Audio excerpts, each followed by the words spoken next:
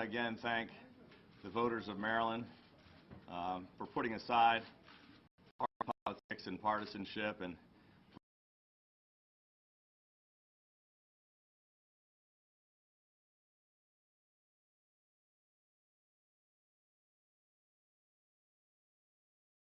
it wasn't easy running that campaign and winning here in Maryland, but that was nothing compared to the challenges that lie ahead.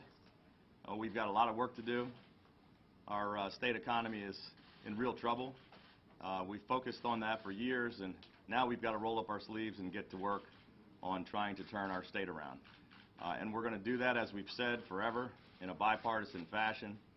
Doesn't matter to me if somebody's a Republican or a Democrat. I'm going to be the governor for all Marylanders. We're going to put together a bipartisan administration. We're going to work as closely as we can with the people on both sides of the aisle, as we've committed to do throughout this entire campaign.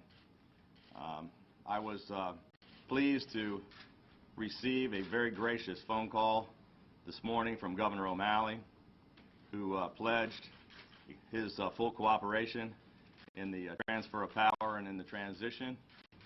He invited my wife and my daughters over to the house to meet with his family and take a tour of the mansion to help us get comfortable with our new surroundings. We talked a little bit about some transition issues. I also had great conversations. I reached out and called the President of the Senate, Mike Miller, and the Speaker of the House, Mike Bush, both of whom congratulated me and I think sincerely offered to work as closely as they could with us in a bipartisan fashion to turn the state of Maryland around. This morning, we really are turning a chapter. The campaign is now over, and the governing begins. Our first step is to start a transition team, which is going to be an enormous task. And I needed to find the most capable people I could in the state of Maryland to head up that effort, and they're both here with me this morning. I want to introduce you to the co-chairs of the Hogan-Rutherford transition team. I'm going to appoint Secretary Jim Brady, who is the only man who has actually chaired the transition team for two previous Maryland governors, both a Democrat and a Republican. He chaired the transition team for the Glendening administration and for the Ehrlich administration. And as co-chair with him, because this is such an important effort, I'm going to appoint Lieutenant Governor Boyd Rutherford. And the two of them will be managing the entire transfer of power.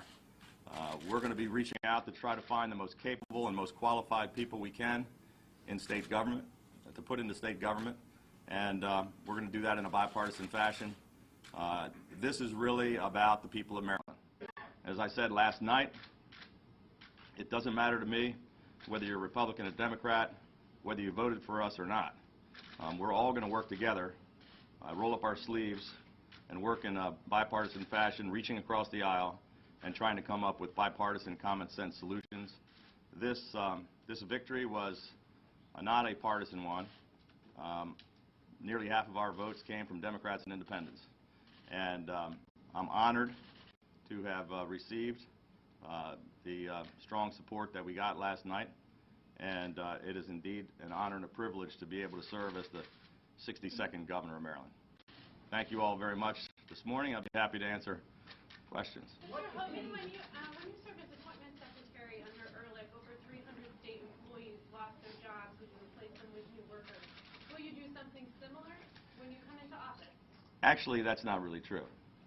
There were 7,300 people that served at the pleasure of the governor, and a tiny percentage of them were changed. Many more were changed by the O'Malley-Brown administration, by the Glendening administration. There were a lot of false stories about it, but there was a witch hunt committee that found not a single wrongful termination. And I was credited with appointing the most bipartisan, most inclusive, and most diverse administration in Maryland history, and we probably will do the same thing again. Mr. Hogan, any immediate plans will you have for the health benefit exchange? It came up in the campaign, the enrollment period will be in place? We're really not going to talk about detailed policy stuff on the morning after such a big victory, after an hour's sleep. But it's obviously a very important issue that the transition team will be focused on very carefully. Let's talk about what's freshest. Let's talk about what's freshest in your mind, which is last night. Everybody's talking about this last night. In Baltimore, you told us on Monday that you were confident that you were going to win this, and you seem to be one of the few people that said that. The pundits didn't say that, you said it. What did you know about this race that everybody else in the pollsters didn't seem to know? Well, it seems like typically, you know, the pollsters and the pundits and the talking heads and the media all seem to talk to each other, and it's sort of an echo chamber. I was talking to Marylanders. We spent a year traveling over and over again to Baltimore City and all 23 counties, at least 6 or 7 times each, and Boyd and I got the chance to look voters in the eye, listen to their concerns.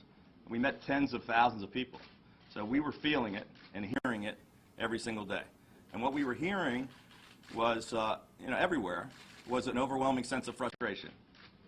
People felt a huge disconnect between Annapolis and the rest of Maryland.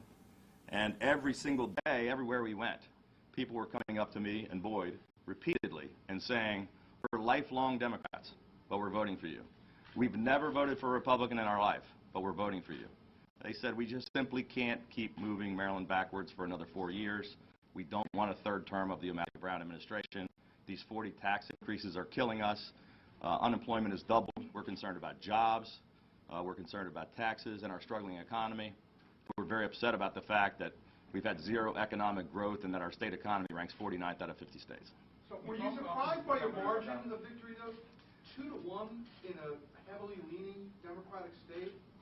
Are you even surprised by the margin of victory? Well, I got to tell you, even though I was confident and we knew there was a path to victory from day one when nobody else believed, we knew it was nearly an impossible thing to pull off. And quite frankly, we set vote goals that were nearly impossible to attain in every single county in the state, and we blew past every one of them. So we never anticipated. I mean, this is the biggest mandate for change since McKeldin in 1951, 63 years.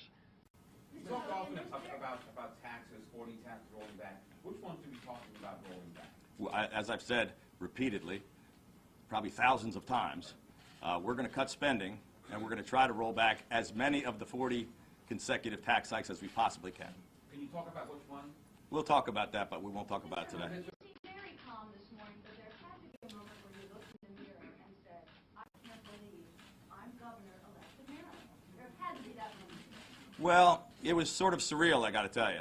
I mean, even though we were hopeful and optimistic and confident last night, it still was kind of a shock when state troopers showed up at our hotel room and said, we're here to protect you, Governor. And my wife and I, we got about an hour's sleep last night, but this morning we looked at each other, and I said, good morning, First Lady, and she said, good morning, Governor. And it was an interesting feeling. Mr. Hogan, you have the largest public-private partnership program with the Purple Line. The timing of the new consortium is right before you take over office. Are you going to delay that? How are you going to do this? You have 4 consortia. Yeah, we're going to be talking about that during transition.